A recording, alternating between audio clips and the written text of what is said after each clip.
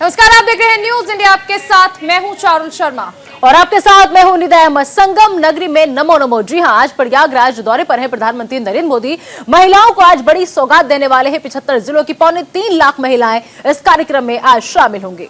स्वयं सहायता समूह के अकाउंट में ट्रांसफर करेंगे 1000 करोड़।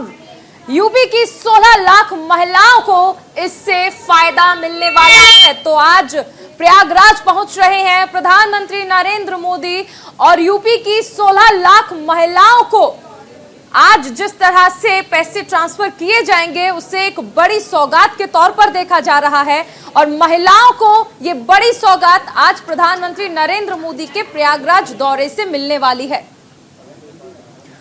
तो अहम खबर, स्वयं सहायता समूह के अकाउंट में ट्रांसफर करेंगे 1000 करोड़। दरअसल ये जो चुनाव है मोदी का मिशन यूपी से रिलेटेड ये खबर, जहां मिशन यूपी पर प्रधानमंत्री नरेंद्र मोदी लगातार नजर बनाए हुए हैं। यूपी में नारी शक्ति को हर कोई पार्टी लुभाने की कोशिश में लगा हुआ है और कई सौगातें नारी शक्ति के नाम की जा रही हैं। खुद कांग्रेस की बात करें तो स्कूटी, लैपटॉप और तमाम 40% हिस्सेदारी की बात पहले प्रियंका वाड्रा कह चुकी है। साथ ही साथ लड़की हूं लड़ सकती हूं के नारे के बाद लगातार जो फोकस है उत्तर प्रदेश विधानसभा चुनाव में वो महिलाओं की तरफ होता नजर आ रहा है, क्योंकि आज उत्तर प्रदेश की सरजमी पर प्रधानमंत्री नरेंद्र मोदी पहुंचेंगे। प्रयागराज दौरे पर है वो, और इस बीच वो भी उत्तर प्रदेश में नारी शक्ति को सौगात देते नजर आएंगे।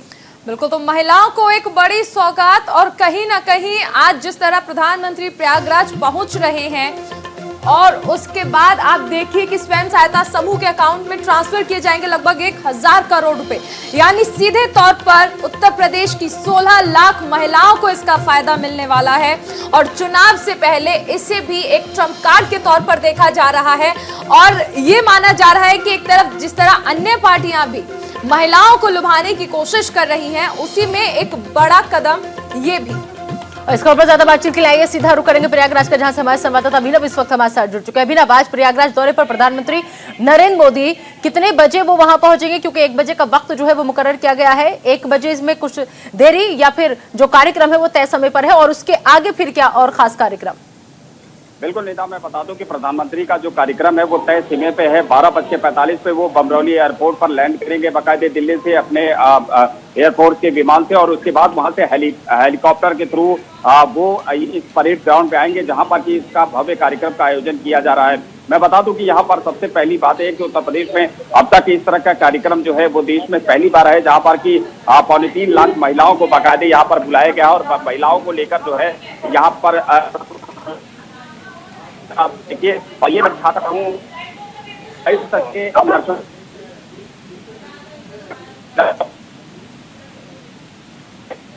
तो अभिनव की ऑडियो में कुछ दिक्कत हो रही है और अभिनव से आगे जुड़ने की कोशिश करेंगे, समझने की कोशिश करेंगे कि मिशन यूपी पर जिस तरीके से प्रधानमंत्री नरेंद्र मोदी लगातार सक्रिय नजर आ रहे हैं, तो क्या इन ताबड़तोड़ दौरों से महिलाओं को सौगात से और हर दिन एक नई योजना के उद्घाटन शिलान्यास से 2022 में बात बनेगी या नहीं?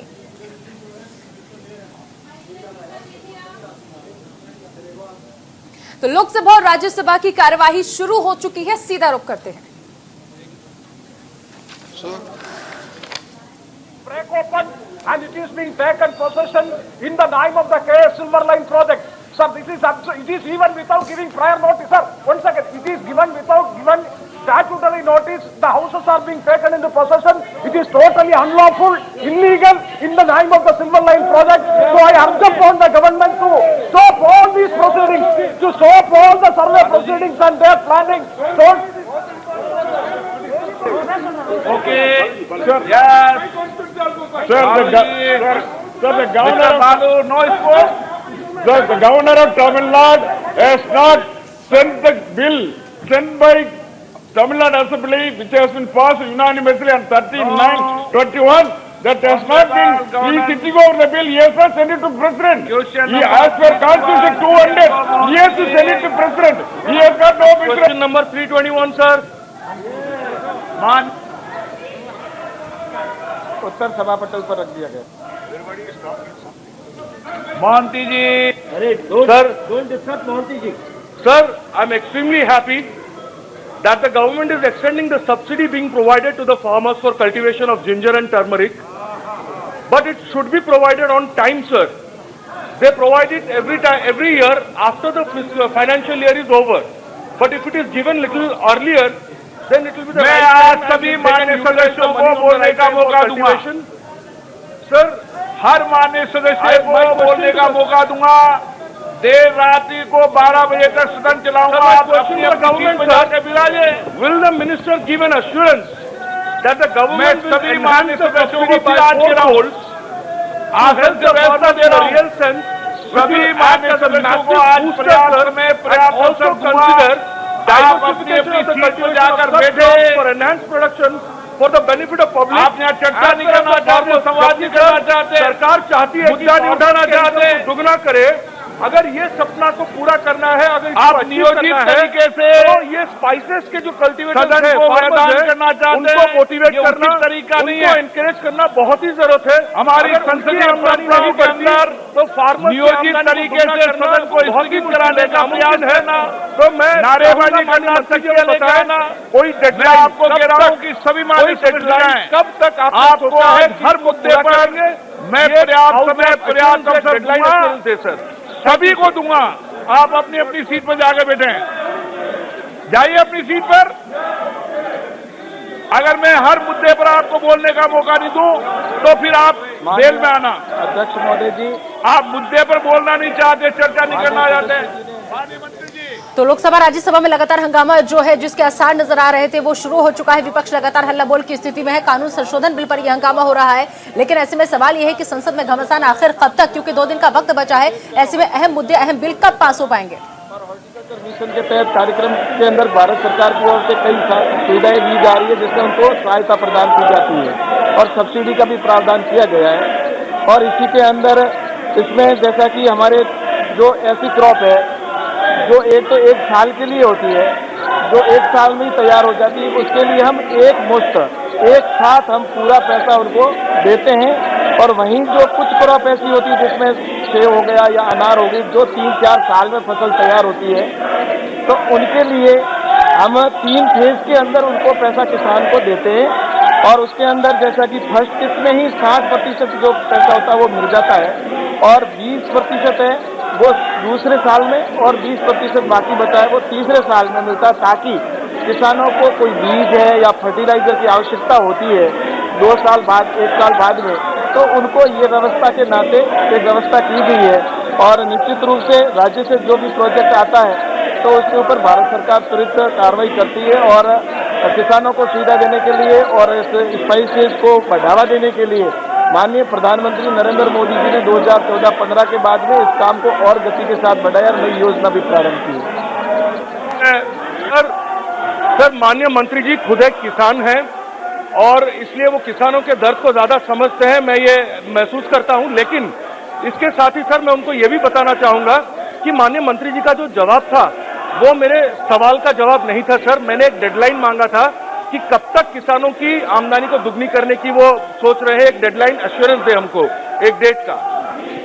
माननीय अध्यक्ष महोदय जी, जैसा कि भारत सरकार के द्वारा और घोषणा भी की है कि 2022 तक हमारा लक्ष्य है कि किसानों की इनकम डबल करना, और उस दिशा में भारत सरकार लगातार प्रयास कर रही है। और डबल इनकम करने के लिए हमने बाकायदा उसके लिए कमेटी का भी बनाई है, और उसके जिस तरह से उसकी लागत को कैसे कम किया जाए, उसके उत्पादन को कैसे बढ़ाया जाए, और उसको वैल्यू एडिशन के आधार पर उनको जो जो योजनाएं बननी चाहिए उसके तहत उनको सहायता प्रदान करना, चाहे एग्रीकल्चर इंफ्रास्ट्रक्चर फंड के माध्यम से उनको सपोर्ट करना, आज किसान सम्मान निधि के तौर पर किसानों को डायरेक्ट बेनिफिट देना, और किसानों की जो केसीसी है वो अधिक से अधिक किसानों को ऋण मिले।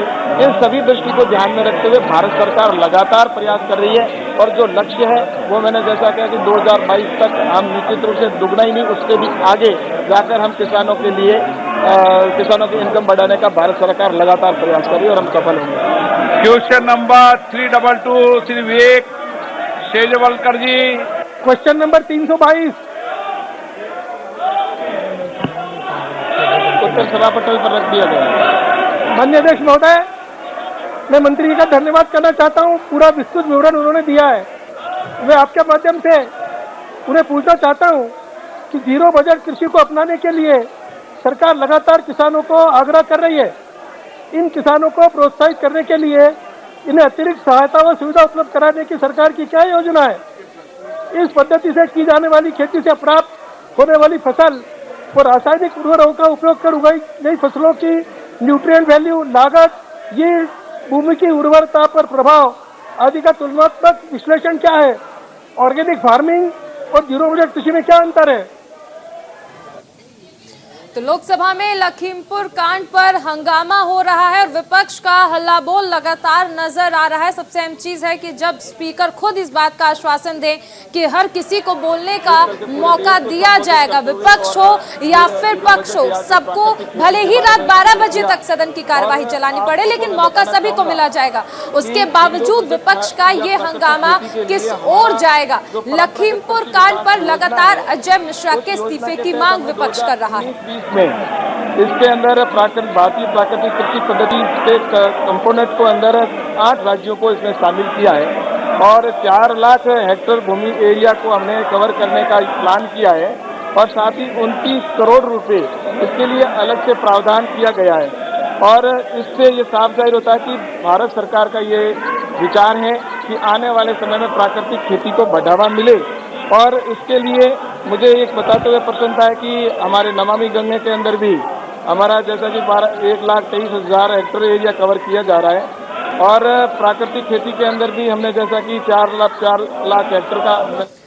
और इस वक्त की बड़ी खबर, राज्यसभा की कार्यवाही स्थगित हो चुकी है। विपक्ष के हंगामे के बीच राज्यसभा की कार्यवाही को स्थगित कर दिया गया है। इस वक्त की बड़ी खबर तो बता दें आपको कि लगातार दरअसल संग्राम की स्थिति जो है वो लोकसभा राज्यसभा में दोनों में बनी हुई थी। बड़ी मुश्किल से कार्रवाई जो थी वो शुरू हुई थी 11 बजे के करीब, लेकिन इस बीच हंगामा जो था लगातार बढ़ता चला गया और अब हंगामे के चलते, विपक्ष के हंगामे के चलते राज्यसभा की कार्रवाई को स्थगित करना पड़ा है। टेनी के इस्तीफे पर लगातार विपक्ष जो है वो अड़ा है। बता दें आपको कि 2 बजे तक राज्यसभा की कार्रवाई को स्थगित कर दिया गया है। विपक्ष लगातार हंगामा कर रहा है। इसी हंगामे के चलते सदन अभी ठीक से शुरू भी नहीं हुआ था, चला भी नहीं था, कार्रवाई अभी शुरू भी नहीं हुई थी कि हंगामा एक बार फिर से देखने को मिला और अब राज्यसभा की कार्रवाई 2 बजे तक स्थगित कर दी गई है। बायो फोर्टिफाइड फर्टिलाइजर है और दूसरा जैसा कि बायो स्टिम्यूल जो हमारी सब्जी फर्टिलाइजर है उनका इसमें उपयोग होता है। और मुझे बताते हुए प्रसन्नता है कि आज देश के अंदर लगातार इस दिशा के अंदर काम किया जा रहा है और ऑर्गेनिक का और प्राकृतिक खेती का जो क्षेत्रफल भी है वो लगातार जब से योजना प्रारंभ हुई है लगातार बढ़ता जा रहा है और आज ये पूरे देश का जो हेक्टेयर है वो 6.19 लाख हेक्टेयर हो चुका है और आगे भी हमारा लक्ष्य है इसको हम और आगे बढ़े। माननीय सदस्य, माननीय अध्यक्ष महोदय, माननीय मंत्री जी, शोट में जवाब दो। को क्षति पहुंचाने के मामले लगातार सामने आ रहे हैं। इससे किसानों को भारी समस्या का सामना करना पड़ता है। इस समस्या के समाधान के लिए सरकार कोई ठोस कार्रवाई करेगी? माननीय अध्यक्ष महोदय जी, आवारा पशुओं की समस्या का माननीय सदस्य ने जो उठाया है, निश्चित रूप से सरकार के द्वारा ये प्रयास लगातार हो रहे हैं और राज्य के द्वारा भी ये प्रयास होते हैं। और इसके अंदर मुझे जहाँ तक लगता है कि जो हमारी आरडी की स्कीम है, मनरेगा के माध्यम से भी कुछ राज्यों ने इसमें पहल की है और कुछ राज्यों ने जिसमें उन्होंने अपने वहाँ पर योजना बनाकर उसको माध्यम से हम किस तरह से कर सकते हैं और भारत सरकार के द्वारा भी लगातार इसके ऊपर जो प्रयास किए जा रहे हैं कि किसी तरह से इस समस्या का समाधान हो।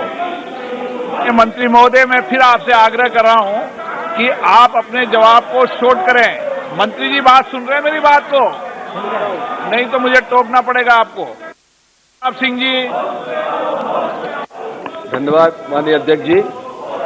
मैं आपके माध्यम से सबसे पहले तो ज्यादा बातचीत के लिए लगातार हंगामे के बीच संसद का काम जो चल रहा है, हालांकि राज्यसभा कार्रवाई 2 बजे तक स्थगित कर दी गई। नमित हमारे संवाददाता जुड़ चुके हैं। नमित, जिस बात की आशंका जताई जा रही थी आखिर वही हुआ कि जैसे ही संसद की कार्रवाई शुरू हुई तुरंत हंगामा शुरू हो गया। राज्यसभा की कार्रवाई 2 बजे तक के लिए बाधित हो गई। समय बहुत कम बचा है, 2 दिन का वक्त और है। ऐसे में कैसे तमाम जो अहम बिल है वो पास हो पाएंगे? देखिए, बिल्कुल जिस बात की आशंका पहले से लगाई जा रही थी कि चुनाव सुधार बिल अगर राज्यसभा के अंदर पेश होता है तो उस पर हंगामा होगा और राज्यसभा की कार्रवाई जैसे ही शुरू हुई विपक्षी सांसदों ने हंगामा करना शुरू कर दिया और अब जो है राज्यसभा की कार्रवाई को 2 बजे तक के लिए स्थगित कर दिया गया। इसके अलावा जो विपक्षी सांसदों का मार्च था जिसका समय पहले 12:30 बजे मुकर्रर किया गया था उसको आगे बढ़ाकर 1 बजे कर दिया गया और इससे ठीक पहले राज्यसभा की कार्रवाई से ठीक पहले विपक्षी दलों की एक बैठक हुई है जिसमें तमाम विपक्षी दलों के सांसद मौजूद थे और उन्होंने पूरा एजेंडा तैयार किया था कि किस तरीके से राज्यसभा के अंदर चुनाव सुधार बिल का विरोध करना हो। न केवल चुनाव सुधार बिल का विरोध करना बल्कि अजय मिश्रा टैनी की इस्तीफे की मांग को लेकर लगातार जो विपक्ष अड़ा हुआ है उसको कैसे अपनी बात को सामने रखी है। इसके अलावा और भी मुद्दों पर जो है चर्चा हुई है। विपक्षी दलों की जो बैठक सुबह हुई थी, लेकिन साफ तौर पर कहें कि बीजेपी के लिए एक चुनौती होगा कि कैसे राज्यसभा के अंदर चुनाव सुधार बिल को पास कराया जाए। हालांकि लोकसभा के अंदर बात करें तो कल भी लगातार हंगामा हुआ था, लेकिन वहां पर चुनाव सुधार बिल को पास करा लिया गया था। लेकिन राज्यसभा के अंदर आखिर आज किस तरीके से इस बिल को पास कराया जाएगा, बीजेपी के लिए सबसे बड़ी चुनौती है। और कुछ देर पहले ही जो बीजेपी के पार्लियामेंट्री बोर्ड की बैठक खत्म हुई है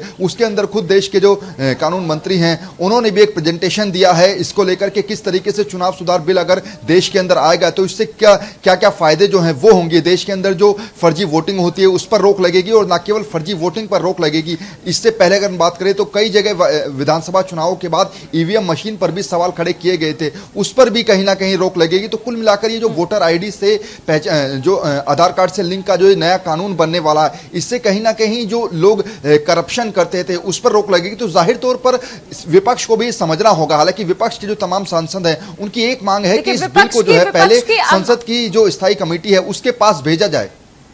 बिल्कुल, आप बने रहिए नमित, बहुत शुक्रिया इस तमाम जानकारी के लिए। एक बार फिर से दिखा दें कि किस तरह से हंगामा जो है वो देखने को मिल रहा है। विपक्ष का हंगामा जो है वो लगातार जारी है। राजस्थान में, मेरे संसदीय क्षेत्र पूरे राजस्थान में बैंकों द्वारा फसल बीमा पोर्टल पर किसानों की गलत सूचना अपलोड करने के कारण करीबन 5000 किसान फसल बीमा क्लेम से वंचित रह गए। यह सारा का सारा बैंकों का और एग्रीकल्चर इंश्योरेंस कंपनी दोनों की भूमिका रहती है। तो मेरा आपके माध्यम से मंत्री जी से जानना है कि क्या बैंकों व एग्रीकल्चर इंश्योरेंस कंपनी के खिलाफ कोई कार्रवाई की है? क्या किसान की फसल का पोर्टल जो है उसको सही करने के लिए केंद्र सरकार क्या काम कर रही है? माननीय अध्यक्ष महोदय जी, फसल तो संसद में संग्राम लगातार जारी है। आपको बता दें कि राज्यसभा की कार्रवाई 2 बजे तक स्थगित कर दी गई, लेकिन लोकसभा में लगातार विपक्ष हंगामा कर रहा है। एक छोटा सा ब्रेक के बाद जब आएंगे तो बात करेंगे प्रयागराज दौरे की, जहां पर प्रधानमंत्री नरेंद्र मोदी महिलाओं को बड़ी सौगात देने वाले हैं।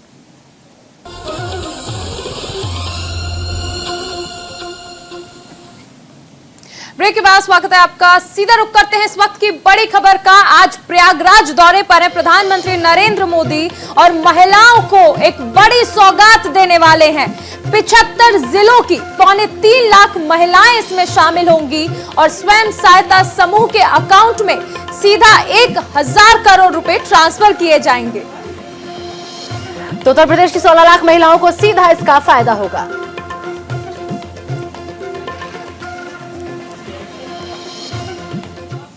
मातृशक्तियों को बढ़ावा देने के लिए आज प्रधानमंत्री नरेंद्र मोदी प्रयागराज के उस संगम भूमि पर होंगे जहां पर कि संगम का महाकुंभ लगाया जाता है। यूं कहा जाए कि आज जो मातृशक्तियों का महाकुंभ प्रयागराज की इस धरती पर होगा। और आप देख सकते हैं कि पहली बार ऐसा हो रहा है कि जब जितने भी द्वार बनाए गए हैं वो जो है किसी न किसी मातृशक्ति के नाम पर है। जैसे मातोश्री अहिल्याबाई होलकर द्वार, ये वो द्वार है जहां से कि प्रधानमंत्री नरेंद्र मोदी एंटर करेंगे। इसके बाद जो है बाकायदे सिंधिया द्वार बनाया गया है। सिंधिया द्वार के अलावा जो है जितने भी है रानी लक्ष्मीबाई द्वार बनाया गया है। जितने भी द्वार यहाँ पर है, ये पहली बार ऐसा है कि जितने भी गेट है उन गेटों के जो नाम है, जो नामकरण रखा गया है वो बाकायदे मातृशक्तियों के नाम पर रखा गया है। प्रधानमंत्री का ये हेलीपैड है जहां पर कि प्रधानमंत्री यहां पर अपने 3 MI के साथ जो है यहां पर बाकायदे लैंड करेंगे और यहां पर उसके साथ उत्तर प्रदेश के मुख्यमंत्री योगी आदित्यनाथ होंगे। साथ ही उनके यहां पर उत्तर प्रदेश की जो गवर्नर हैं वो होंगी। यहां पर बाकायदे आप ये प्रेमिसेस जो देख रहे हैं, जो ये प्रांगण है, ये बाकायदे हेलीपैड के लिए सुरक्षित रखा गया है क्योंकि प्रधानमंत्री और उनके SPG के लेकर 3 तो उधर मिशन यूपी पर प्रधानमंत्री नरेंद्र मोदी है और उधर आज मैनपुरी और एटा दौरे पर अखिलेश यादव है। मैनपुरी और एटा में अखिलेश यादव का रोड शो होना है और मैनपुरी में जनसभा को संबोधित करेंगे अखिलेश। इस वक्त की बड़ी खबर आपको बता दें, मैनपुरी और एटा के दौरे पर हैं अखिलेश यादव, जहां पर वो मैनपुरी में एक जनसभा को भी संबोधित करेंगे। तो मिशन 2022 को लेकर हर पार्टी एड़ी चोटी का जोर लगा रही है और ऐसे में अलग अलग जगह पर अलग अलग रैलियां की जा रही हैं, जनसभाओं को संबोधित किया जा रहा है। एक तरफ प्रयागराज में प्रधानमंत्री नरेंद्र मोदी पहुंच रहे हैं तो अखिलेश यादव आज एटा और मैनपुरी के दौरे पर हैं, जहां मैनपुरी में एक जनसभा को संबोधित करने का कार्यक्रम भी रखा गया है। बिल्कुल, तो अखिलेश का जो विजय रथ है वो आज मैनपुरी एटा में पहुंचेगा, जहां पर चुनावी रथ के जरिए वो लोगों को समझाने की कोशिश करेंगे कि कैसे आने वाले वक्त में उनकी सरकार उनके लिए बेहतर होगी, और साथ ही साथ वो सरकार की जो नाकामी है उनको भी गिनाने की कोशिश करेंगे, क्योंकि विपक्ष लगातार हमलावर है। हमारे साथ शेखर आनंद भी जुड़ चुके हैं। शेखर, कहा जा सकता है कि हर पार्टी तमाम कोशिशें कर रही है सत्ता तक पहुंचने की। एक तरफ प्रधानमंत्री पहुंच रहे हैं प्रयागराज, और अगर यहां अखिलेश यादव की बात कर लें तो एटा मैनपुरी जो कहीं ना कहीं कहा जा सकता है सपा जहां पर मजबूत रही है उसे और मजबूती प्रदान करने के लिए अखिलेश पहुंच रहे हैं। बिल्कुल, इसमें कोई दो राय नहीं है। देखिए, एटा, इटावा, मैनपुरी ये सब थाती हैं समाजवादी पार्टी की। मुलायम सिंह यादव का ये सब पदचिन्ह हैं ये सारी ज़मीनें। तो जाहिर सी बात है कि एटा, इटावा, मैनपुरी इन सब जगहों पर अगर अखिलेश यादव की जो विजय यात्रा है, जो कारवां है वो पहुंचा है, तो इन जगहों पर उनको अपार जन समर्थन भी मिलेगा, इसमें कहीं कोई दो राय नहीं है। और चूंकि अभी 3 दिन से रेड चल रही थी समाजवादी पार्टी के कई खासम खास अखिलेश यादव के लोगों पर, जिसमें आईटी विभाग, अभी जो जानकारी आ रही है कुछ बहुत ज़्यादा मिला नहीं है उस तरह से। 1 लाख रुपए मिले हैं जैनेंद्र के यहाँ लखनऊ में, जिनके यहाँ छापा पड़ा था, 400 ग्राम सोना मिला है। तो ये सब विषय ऐसे होंगे जिनको अखिलेश उठाएंगे अपने गढ़ में कि देखिए हमें किस तरीके से परेशान किया जा रहा है। वो तमाम जब सिंपैथी बातें करेंगे जिसको लेकर 3 दिन से लगातार समाजवादी पार्टी सवाल उठा रही है, क्योंकि जब चुनाव आते हैं तभी आयकर विभाग जो है वो सक्रिय हो जाते हैं, और भी कई चीजें रहेंगी अखिलेश के निशाने पर। फिलहाल बहुत बहुत शुक्रिया शेखर इस तमाम जानकारी के लिए आपका। और अभी रुक रहे एक छोटे से ब्रेक के लिए, आप बने रहिए न्यूज इंडिया के साथ।